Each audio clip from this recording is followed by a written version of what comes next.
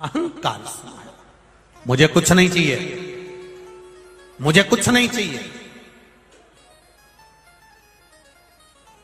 अब रावण के भीतर थोड़ा सा मांगने का प्रसंग जाता है।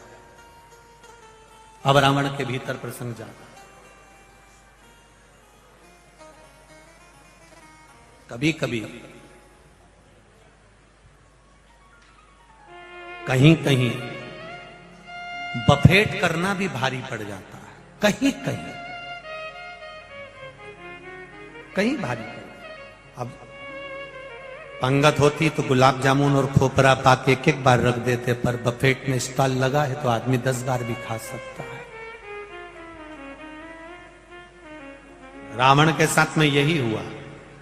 भगवान ने कह दिया मांग ले, तुझे क्या चाहिए, क्या दूं मैं तुझको। बस लंकाधिपति रावण ने कह दिया मैं आपको लंका लेकर जाना चाहता हूं।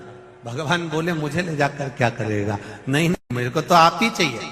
शिवजी ने कहा इस स्वरूप में ले जाएगा? नहीं नहीं नहीं, आप शिवलिंग का स्वरूप धारण करो। शंकर भगवान शिवलिंग बन गए। रावण लंका अधिपति शंकर भगवान के स्वरूप को लेकर लंका जाने लगा।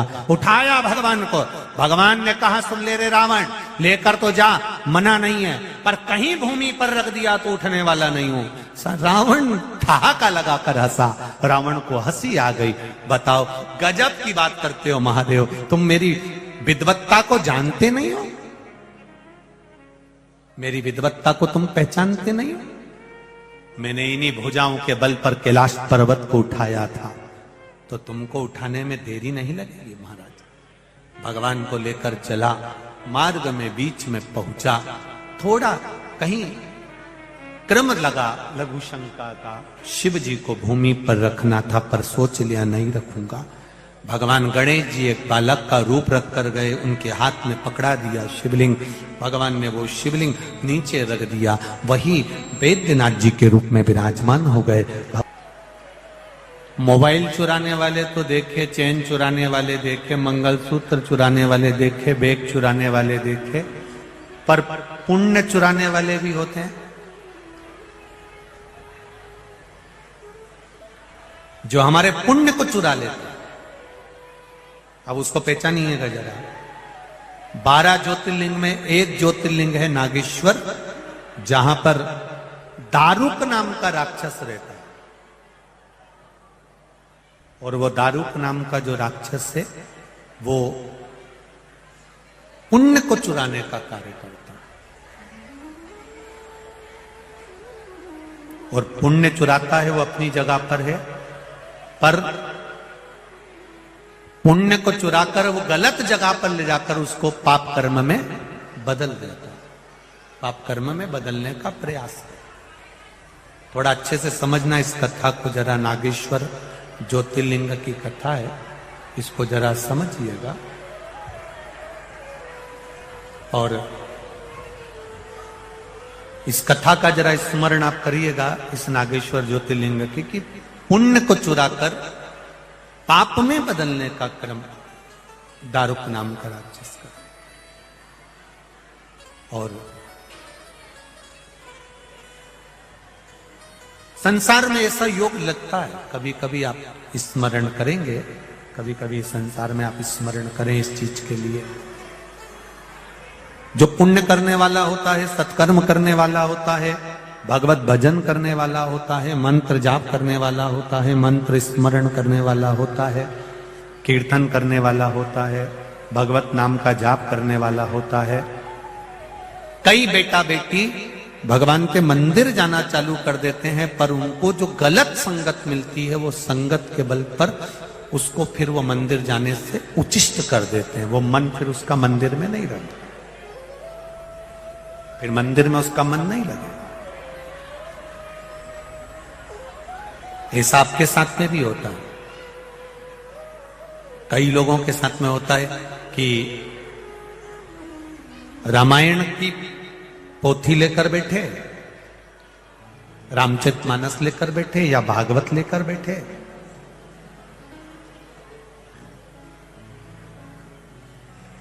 शिव पुराण लेकर बैठे, गीता जी लेकर बैठे।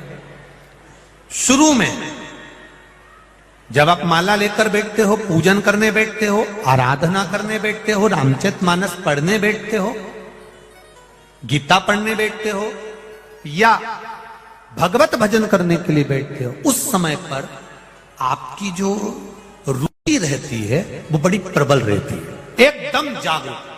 मेरे को गीता जी का पाठ करना है, मेरे को रामायण पढ़ना है,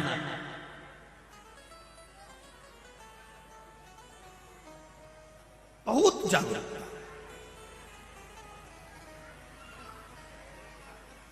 चलो इसको भी रहने तो तुम और सरल भाषा में समझो। सुंदरकांड का पाठ और सरल भाषा में समझ लो।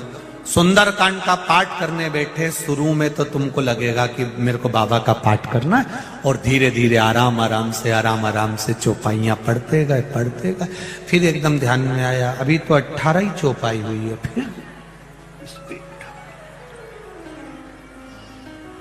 फिर स्पीड, और जो स्पीड से खींची, फिर थोड़ा सा आराम से, अभी 23 तक पहुंच गया, अब थोड़ा आराम से, अब मेरा पाठ हो जाएगा। फिर थोड़ी देर बाद मन उच्चिष्ट हुआ, फिर लगा 28 पे ही पहुंचाऊं, फिर खींचा। जब हम भगवान का जप करने बैठते हैं, पाठ करने बैठते हैं, भजन करने बैठते हैं, शुरू में तो हमारा चित्त रमने का प्रयास करता है, पर कहीं कहीं हमारा जो पाप कर्म है वो हमारे मन को विचलित कर देता है और उस जगह से हटाकर कहीं दूसरी ओर ले जाता है हमारा पाप। और यही शिव महापुराण की कथा कर रही है। अनुष्ठान करने बैठे हो तब भी आपने स्मरण करा, जाप करा, महामृत्युंजय जपा, ओम नमो भगवते वासुदेवाय, या राम नाम या कृष्ण नाम, या पंचाक्षर मंत्र नमः शिवाय, या षडाक्षर मंत्र ओम नमः शिवाय, या श्री शिवाय नमस्तुभ्यम जपा।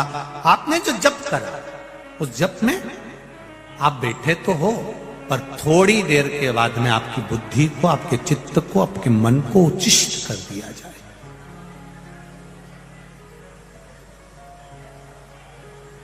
इतनी कथा में इतनी भीड़, आप लोग आए हुए हैं, इतने लोग बैठे हैं, रोड पर बैठे हैं, यहां बैठे हैं, बिल्डिंगों पर बैठे हैं, जहां दीवालों पर जहां मौका मिल रहा है वहां बैठे हो।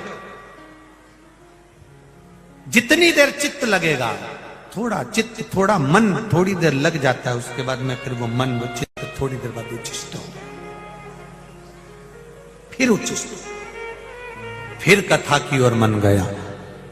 आज समापन की कथा है, विराम की कथा है, मैं जरा ध्यान लगाकर सुन लूं तो मेरा महादेव मुझे मिल जाएगा।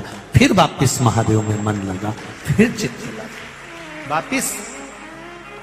अब नागेश्वर ज्योतिर्लिंग का वर्णन करते हुए कहा, दारुक नाम का जो असुर था, दारुक नाम का जो राक्षस था, वो पुण्य खींच लेता था और उस पुण्य को पाप में बदलने के लिए प्रयास करता था।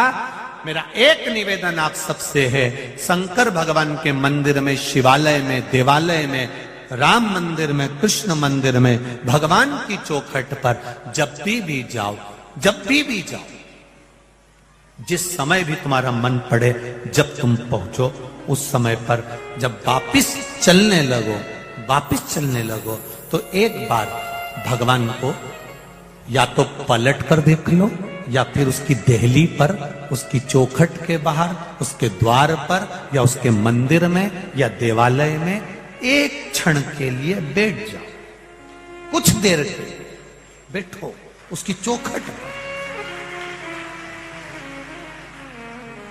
क्या होगा? ये आप 2 क्षण के लिए भगवान के पास बैठते हो, उसके बैठने का फल क्या है? जैसे उज्जैन में, इंदौर में तुम पोहा खाने जाओ, और पोहा खाने जाओ तो पोहा वाला तुम्हारे लिए गरम गरम पोहा थोड़ी ना बनाता है। क्या करता है? नीचे एक भगोना रखता है, उसमें गर्म पानी रखता है, उस गर्म पानी के ऊपर पोहे की कढ़ाई को रखता है, जिससे ये जितनी देर यहां रहेगा इसमें गर्माहट होगी और जब मैं दूंगा तो सामने वाले को गर्म लगेगा। हम मंदिर में जाकर, देवालय में जाकर इसलिए बैठते हैं कि वहां से थोड़ी एनर्जी हमको मिल जाए और वो एनर्जी हमारी दिन भर चले, वो ऊर्जा हमारी दिन भर, वो एनर्जी, वो ऊर्जा हमारी चलना चाहिए। अब लोग क्या करते हैं, आपने मंदिर में जल चढ़ाया, आपने अनुष्ठान करा, आपने पूजन करा, आपने पाठ करा, आपने स्मरण करा, आपने सुंदरकांड पढ़ी, आपने हनुमान चालीसा पढ़ी, उसका पुण्य तो तुम्हारे पास में है, उसका फल तो तुम्हारे पास में है, पर आप दिन भर कहीं झूठ बोलना, कहीं प्रपंच करना, कहीं छल करना, कहीं अपशब्द बोलना, कहीं ताने देना, कहीं गाली देना, इन सब चीजों में जब हम पढ़ते हैं तो हमारा पुण्य पाप में बदलना प्रारंभ हो जाता है, पुण्य पाप में जाना लगता है, समाप्त होने लगता। भगवान जब दारुक नाम का असुर पुण्य चुराने लगा और पाप में बदलने लगा, कहीं किसी को मारता, किसी को खा जाता, मंदिर देवालय तोड़वा दिए, तब भगवान शंकर की आराधना करी, शिव जी प्रकट हुए और बाबा देवाधिदेव महादेव प्रकट होकर दारुक नाम के राक्षस का संहार करते हैं। शिव जी नागेश्वर बनकर विराजमान हो जाते हैं। बोल नागेश्वर भगवान की। अगला वर्णन आता है श्री रामेश्वर भगवान का। शास्त्र कहता है, शिव महापुराण वर्णन करती है महाराज, भगवान राम जी महाराज जब अयोध्या से चले